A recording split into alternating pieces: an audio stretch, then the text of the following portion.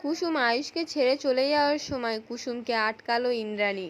ধারাবাহিকের শুরুতেই দেখা যাচ্ছে কুসুম মাঝরাতে বাগানে দাঁড়িয়ে একা একা কাঁদতে কাঁদতে বলছে কদিন পর দেবীমা ছোট সাহেব বাবাকে ছেড়ে চলে যেতে হবে, কিন্তু এই কথাটা আমি ছোট সাহেবকে কিভাবে বলবো? যেই মানুষটাকে আমি নিজের সব কিছু দিয়ে ভালোবাসলাম তাকে ছেড়ে দূরে থাকবো কি করে?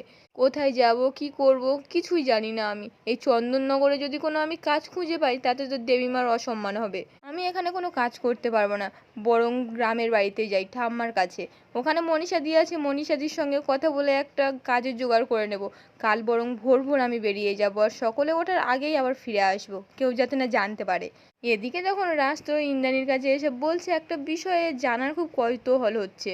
তুমি কি সত্যি সত্যি কুসুমের সঙ্গে খুব ভালো ব্যবহার করেছো, ভালোভাবে কথা বলেছো?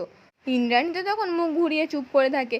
রাজ তখন বলছে, ও তার মানে কুসুম আমাদেরকে মিথ্যে কথা বলেছে?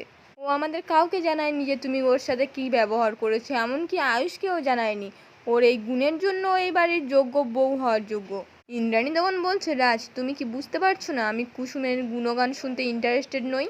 ও আমাদের দুজনকেই এতটাই টেনশন দিয়েছে যে আমরা দুজনেই অসুস্থ হয়ে পড়েছি, আমাদের ছেলেকে আমাদের কাছ থেকে কেড়ে নিয়েছে। তারপরেও তুমি যতই গুণগান গাও না কেন আমি ওর ভালো বলতে পারবো না। ক্ষমা তো দূরস্থান, আমি ওর মুখও দেখতে চাই না। রাজ তখন বলছে, তুমি কি আয়ুষের জন্যও একই শাস্তি ভেবে রেখেছো? ইন্দ্রাণী তো তখন চুপ করে থাকে। অন্যদিকে দেখা যায় কুসুম তো ঠাম্মার বাড়িতে এসেছে, ঠাম্মার সঙ্গে গল্প টল্প করে। ঠাম্মাও তো তখন কুসুমকে দেখে খুব খুশি হয়। বেশ কিছুক্ষণ গল্প টল্প করার পর কুসুম তো মনীষার সঙ্গে দেখা করতে যায়, মনীষা তখন কাজে বেরিয়ে যায়। কুসুম তখন একা একা বলছে, মনীষাদির সঙ্গে তো দেখা হলো না, পরে একদিন ফোনে কথা বলে নেবো। এবার গাঙ্গুলি বাড়িতে ফেরার জন্য ব্যবস্থা করতে হবে। সেই মুহূর্তে আয়ুষ ওখানে চলে আসে, এসেই তো কুসুমকে বলছে, তুমি এখানে কি করছো আর আমাকে বললে না কেন?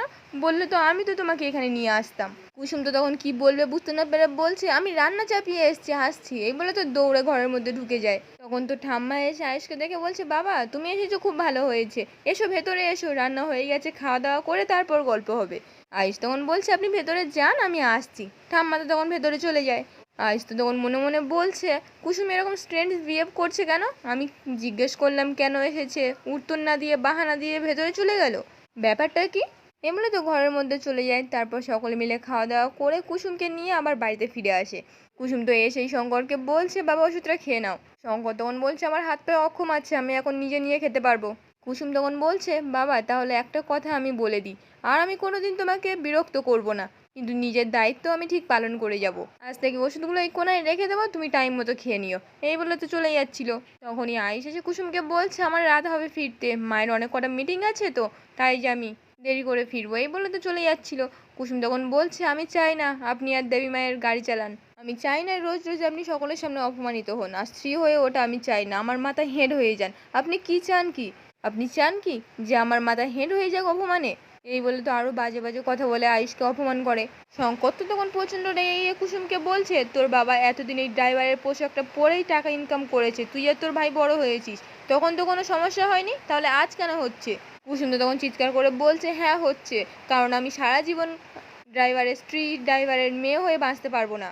এই বলে তো মনে মনে বলছে, আমাকে ক্ষমা করবেন ছোট সাহেব, আমি বাধ্য হয়ে এই রুক্ষ কথাগুলো আপনাকে বলছি। এছাড়া আপনাকে নিজের থেকে দূরে করার কোনো উপায় নেই আমার কাছে। এই বলে তো আবার শঙ্করকে বলছে, আমি চাই না বাবা আমার স্বামী ও ড্রাইভার হোক। আমি তো পড়াশোনা করিনি, তাই বড় চাকরিও পাবো না, কিন্তু উনি তো পড়াশোনা করেছেন, তাই বড় চাকরি পাওয়ার যোগ্যতাও ওনার মধ্যে আছে। তাই ওনার এমন চাকরি করা উচিত, ওনার ভবিষ্যতে উন্নতি থাকবে। এই বলে তো আরও শঙ্করের সঙ্গে খারাপ ব্যবহার করে। আয়ুষ তখন কুসুমকে বলছে, কিভাবে কথা বলছো কাকার সাথে? কুসুম তখন বলছে, আমি যা বলছি ঠিক বলছি, আমি চাই আপনি বড় চাকরি করুন। আমি আপনার সামনে হাত জোড় করে বলছি, এই ড্রাইভারের ড্রেসটা আর টুপিটা আজই আপনি ফেরত দিন। বাবা আবার সুস্থ হয়ে গেলে এই গাড়ি চালাবে, আপনি আর চালাবেন না। তখনই একজন কাজের মেয়ে এসে আয়ুষকে বলে যায় যে ম্যাডাম ডাকছে, গাড়ি চালাতে হবে। এই বলে তো ওখান থেকে চলে যায়। আয়ুষ তখন কুসুমের কথা মতো একটা নর্মাল ড্রেস পরে ইন্দ্রাণীর সামনে এসে দাঁড়ায়। ইন্দ্রাণী তখন আয়ুষকে বলছে, কি তুমি ইউনিফর্ম পরে আসোনি কেন? তুমি জানো না আমি বেরোবো? জানো না ড্রাইভারদের সবসময় ইউনিফর্ম পরে আসতে হয়, ভুলে গেছো? তখনই কুসুম ড্রাইভারের ড্রেসটা নিয়ে এসে ইন্দ্রাণীকে বলছে, ওনার সব মনে আছে দেবীমা, ছোট সাহেব ঠিক করেছেন উনি আর ড্রাইভারের কাজটা আর করবেন না, তাই এগুলো ফিরিয়ে দিতে এসেছেন। এই বলে তো আয়ুষের হাতে দেয় আর বলে দেবীমাকে ফিরিয়ে দিতে। ইন্দ্রাণী তখন আয়ুষকে বলছে, বা এখন তো কুসুমই তোমার স্পোক পার্সন হয়ে গেছে আর তুমি পুতুলের মতো দাঁড়িয়ে রয়েছো। আমি তো তোমাকে বলিনি এই ড্রাইভারের কাজটা করতে, তুমি তো নিজের থেকে এসে করবে বললে, আর এখন হুট করে কাজটা ছেড়ে দিচ্ছ। আয়ুষ তখন বলছে, আসলে মা আমি তোমাকে বিপদে ফেলতে চাইনি। ইন্দ্রাণী তখন বলছে ফেলেছে তো, আমার একটা ইম্পর্টেন্ট মিটিং আছে, আমি এই মুহূর্তে কোথায় ড্রাইভার পাবো? আর শঙ্করেরও তো শরীর খারাপ। কুসুম তো তখন ইন্দ্রাণীকে বলছে আপনি এমনভাবে কথাটা বলছেন যে ছোট সাহেব আর আমার বাবা ছাড়া এ বাড়িতে কোনো ড্রাইভারই নেই। অনেকজন তো আছে আপনাকে অফিসে পৌঁছে দেওয়ার জন্য, এ বাড়িতে তো অনেক ড্রাইভার, তাদেরকেই বলুন না আপনাকে পৌঁছে দিতে। আর তারা যদি না থাকে তাহলে আপনার বাড়িতে তো আর একজন ছেলে আছে, ঈশান সাহেবকে বলুন আপনাকে পৌঁছে দিতে। ইন্দ্রাণী তো তখন আয়ুষকে বলছে আমি কোনো স্পোক পার্সনের সঙ্গে কথা বলতে চাই না, আমি ডিরেক্ট তোমার মুখ থেকে শুনতে চাই তুমি কাজটা করবে হ্যাঁ কি না। কুসুম তো তখন আয়ুষকে বলছে চুপ করে আছেন কেন, বলে দিন, আপনি দেবীমাকে বলে দিন যে আপনি গাড়ি চালাতে পারবেন না। আয়ুষ তো তখন ইন্দ্রাণীকে বলছে শুনলে তো মা, কুসুম চায় না আমি আর ড্রাইভারগিরি করি না, তাই শঙ্কর কাকার জায়গায় অন্য কাউকে রেখে দাও। ইন্দ্রাণী যখন মনে মনে ভাবছে, ইন্দ্রাণী তো কুসুমকে বলেছিল যে এমন কিছু করো যাতে আয়ুষ ঘেন্নায় রাগে তাড়াতাড়ি এ বাড়িতে ফিরে চলে আসে। কুসুম তখন তাকে বলেছে আমি সেই চেষ্টাটাই করছি, আর আপনার যদি মনে হয় বিশেষ কিছু বললে ছোট সাহেব তাড়াতাড়ি ফিরে আসবে তাহলে বলুন না, আমি সেটাই করব। ইন্দ্রাণী তখন বলছে ওটার জন্যই তো তোমাকে এখানে ডেকেছি। আয়ুষ যেন শঙ্করের জায়গায় ড্রাইভারের কাজটা ছেড়ে দেয়। কুসুম তখন বলছে এটা কি করে সম্ভব দেবীমা, ছোট সাহেব তো রাজি হবেন না। ইন্দ্রাণী তখন বলছে তুমি রাজি করাবে, বলবে তোমার খারাপ লাগে, এটা ভালো লাগে না। কুসুম তখন বলছে কিন্তু ছোট সাহেব তো আপনার সঙ্গে সময় কাটানোর জন্য এই কাজটা করে। ইন্দ্রাণী তখন বলছে আমি জানি, কিন্তু আমি চাই না ও ড্রাইভার হয়ে সব সময় আমার পাশে পাশে থাকুক। কুসুম তখন বলছে কিন্তু কিভাবে রাজি করাবো আমি? ইন্দ্রাণী তখন বলছে তুমি বলবে তোমার মাথায় হেড হয়ে যাচ্ছে, তোমার অসম্মান হচ্ছে। কুসুম তখন বলছে কিন্তু উনি তো আমার কথা বিশ্বাস করবেন না, কারণ আমার বাবা তো ড্রাইভার। ইন্দ্রাণী তো এবার বলছে যদি না শোনে ব্ল্যাকমেল করবে, চাপ দেবে, বাধ্য করবে যাতে এই কাজটা ছেড়ে দেয়।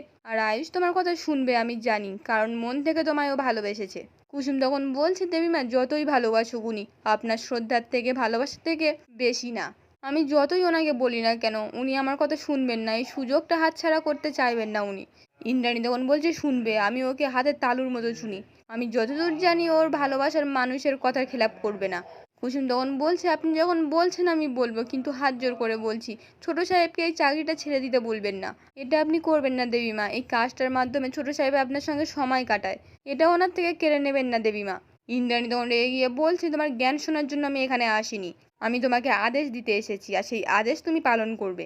ব্যাস, তুমি যদি চাও হ্যাঁ বলো, আর যদি পারবে না না বলো, তাহলে আমি বুঝবো আমার ছেলেকে তুমি আমার কাছে ফিরে দিতে চাও না। এইসব কথা তো মনে মনে ভাবছিল, তখনই আয়ুষ ইন্দ্রাণীকে বলছে মা এই কাজ করতে আমার কোনো লজ্জা নেই, বরং এই কাজটা ছুতোয় আমি দিনের বেশিরভাগ সময় তোমার সাথে আমি কাটাতে পারতাম, ওই জন্য তো আমি খুশি মনে এই কাজটা করতে চেয়েছিলাম মা। ইন্দ্রাণী তখন বলছে হ্যাঁ, কিন্তু এখন তুমি তোমার স্ত্রীর গোলামি করতে শুরু করে দিয়েছো। আজকের পর্বটি এখানেই শেষ হয়ে যায়, কেমন লাগলো কমেন্টে জানাতে ভুলবেন না।